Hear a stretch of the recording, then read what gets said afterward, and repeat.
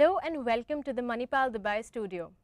Today we have with us Mr. T.V Mohandas Pai. Mr. Pai is the current chairman of Manipal Global Education. He is the former CFO of Infosys and also the driving force behind the Akshaya Patra Foundation. He has been commended on multiple occasions for his work in the world of finance as well as his contribution to providing midday meals to over 1 million children across India. Welcome, sir. It is an honor to have you on our show. Thank you. So, from the days that you have attended your college, what major changes do you see when it comes to the students, their attitude, as well as the educational institutes and their approach towards education?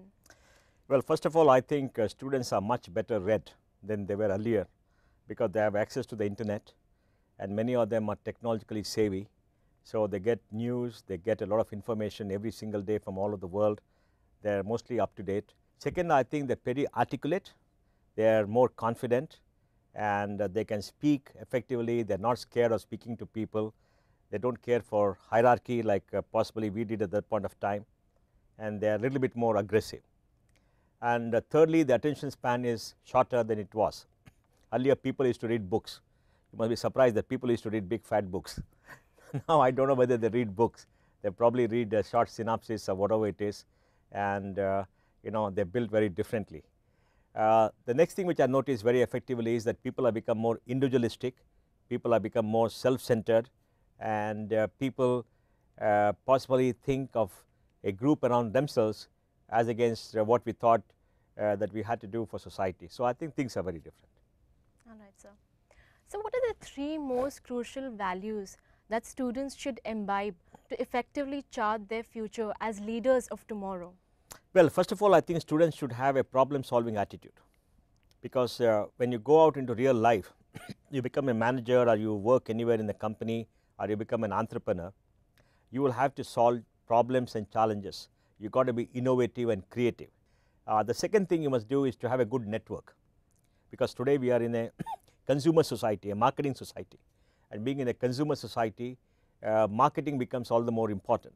And third, I think is essential to have a value system in the students if you want to succeed in life. A value system based upon integrity, based upon honesty, based upon transparency, and based upon making sure that you keep your promises. And without the kind of integrity, I do not think people will succeed for the long term. The world is losing its patience with people who lack integrity.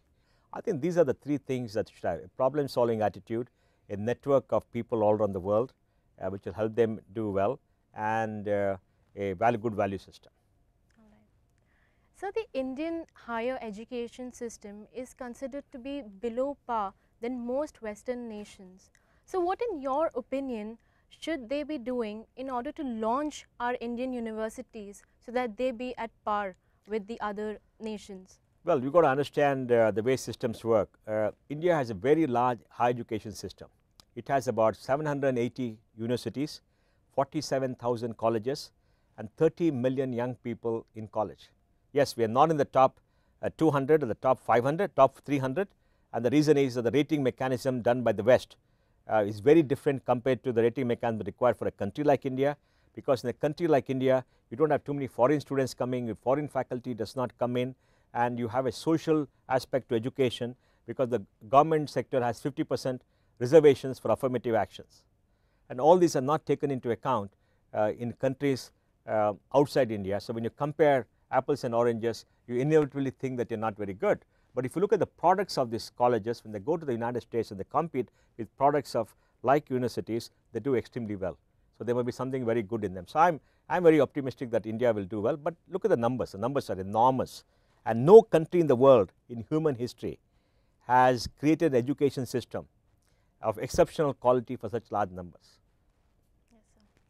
So what are your comments on the role of education in bringing about a tectonic change in the global socio-economic equation? Education is the biggest investment society can make in an individual, and for an individual the biggest investment an individual can make is in education, because through education you transform an individual with no knowledge into an individual who can think logically, who can act logically, who can be articulate, and who has a knowledge base. And this individual becomes very productive in a very globalized world, which is based upon innovation, which is based upon knowledge, and which is based upon creativity. So, what is the importance? How important does a foundation like Akshaya Patra play in achieving total literacy across the developing world? Akshaya Patra is a program to provide hot, unlimited midday meals to government schools. We feed 1.4 million children across 10,800 government schools in 9 states across India today. And this has had a tremendous impact. The rate of attrition in schools has come down. That means the dropout rate has come down. The percentage of enrollment has gone up in all the schools. The health weight indices of children has gone up. Children have become much more healthier, taller, and better built.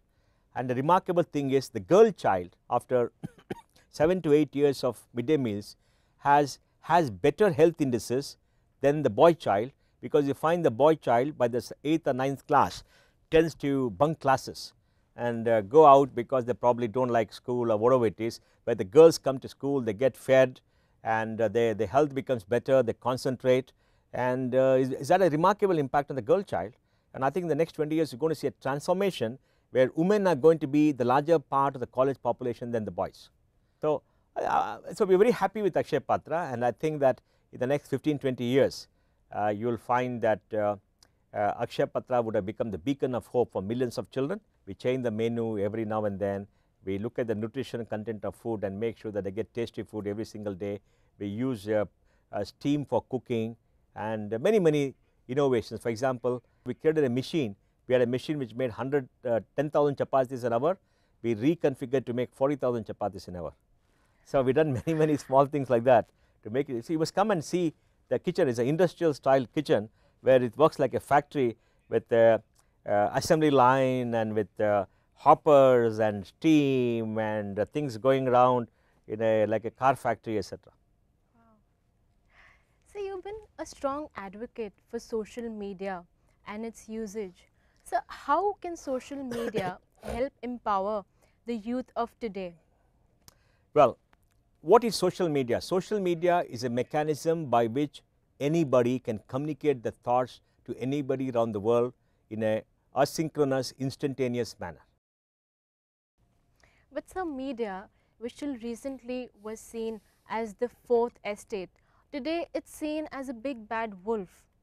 So how can media, what do we do so that media will not be seen in such a bad light? Well, media had control over the thoughts of people and guided the thoughts of people in earlier era. All right, when you had newspapers, people wrote editorials, people wrote articles, and people read them and believed what they said, because people always believe newspapers, right? Because it's supposed to be a public institution. Then you had the radio, you had talk show people who came there, then you had the TV. It is a one-way communication. Now it's all become open because the internet has come. On the internet, anybody can start a blog, anybody can start a debate, anybody can discuss with each other. So the whole media world is turned topsy-turvy. Now when you talk about media becoming bad wolves or whatever it is just that media's ability to manipulate public opinion has come down, because the number of places where information keeps coming has expanded tremendously. The sphere of influence has come down. So media has to reshape its strategy. Media has to think of itself very differently. Newspapers are dying in the West. People don't want to buy newspapers because it's very expensive. People don't want to want to focus on certain things, and they can create their own newspaper on the web. By using some apps, they can collect information from all over the place and create their own newspaper and get it at the time that they want. And through Twitter and social media, you are getting instantaneous information on events happening all around the world.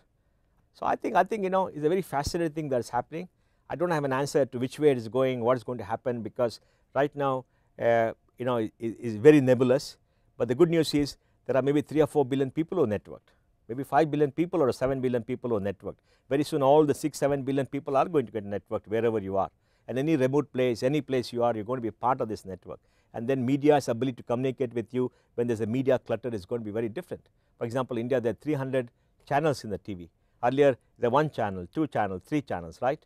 So media has got to be more individualistic rather than the mass who are forced to see. Media has to have something where each individual gets something that you want, and the revenue model and what they have to do, how they have to think, are something that has to be seen. So how do you think that the social media influences the education? Well, social media influences education in that it allows individuals to express an opinion, and to express an opinion they need to have an information base. Social media can give access to information, by itself or through the web. Social media can create peer groups where people can exchange views and form cozy clubs between themselves, where people can contribute to whatever they want. And social media can also create specialization, because specialist groups can be set up, right. So social media is a part of the connection between content all around the world, people who form a small group and who have a particular interest in the content, and the individual who wants to do something extremely specialized. So what are the key messages that you would like to share with our students at Manipal Dubai? Well, with Manipal Dubai, I just give a speech now in the robotics lab, and what I want to say is that all of you should have a problem solving attitude. You must have curiosity about the way the world is and how the world is going to be, and believe that you have the ability to change the world. And if you have a problem solving attitude, you tend to become more creative, you tend to become more innovative, and in the knowledge society where you are going to enter upon completing your college, your ability to succeed depends upon how innovative you are and how out of the box solutions you can think of and compete with everybody else. But competition is going to be very, very intense. The field is getting level, and everybody is going to be part of the same global community instead of being part of a local community which is close to the outside world. So if you want to succeed, you got to have all this, and if you do that, you will definitely succeed. Thank you so much, sir. It was indeed a pleasure to have you. Thank you very much. So that was Mr. T.V Mohandas Pai. For you, thank you for watching.